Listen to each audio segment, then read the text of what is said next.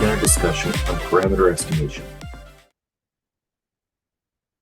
In your regression problem we saw before, the probability of y given x and theta is normally distributed with mean of y given x transpose theta and sigma squared.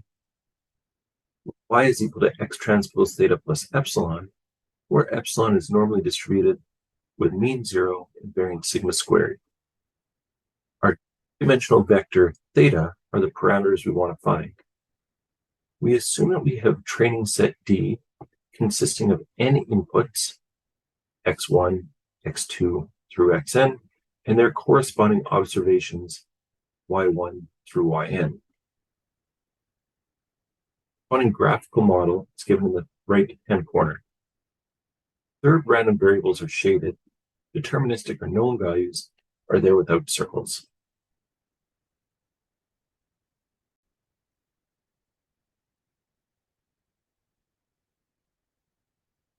With our model, probably y given x and theta, we know that each of the y's are conditionally independent given the respective inputs xi. So in the same way that the probability of a and b is equal to the probability of a times probability of b if a and b are independent, we can factor this in the same way. And so the probability of y1, y2 all the way to yn given x1, x2 all the way to xn and theta, the product of the probability of yn given xn and theta, where n goes from 1 to capital N. That in turn is the product of the normal distribution of yn given xn transpose and theta and sigma squared.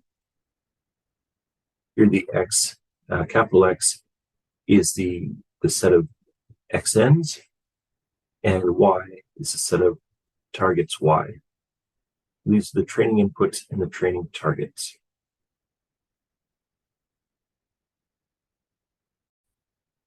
In the next video, we'll discuss how to find optimal parameters theta star in d dimensions for a linear regression model. Once the parameters theta star are found, we can predict function values by using this parameter estimate in the model so that an arbitrary test input x star, so that at an arbitrary input x star, the distribution of the corresponding target y star is the probability of y star given x star and theta star. And that would be normally distributed, a normal distribution with mean y star given x transpose star, theta star, and sigma squared.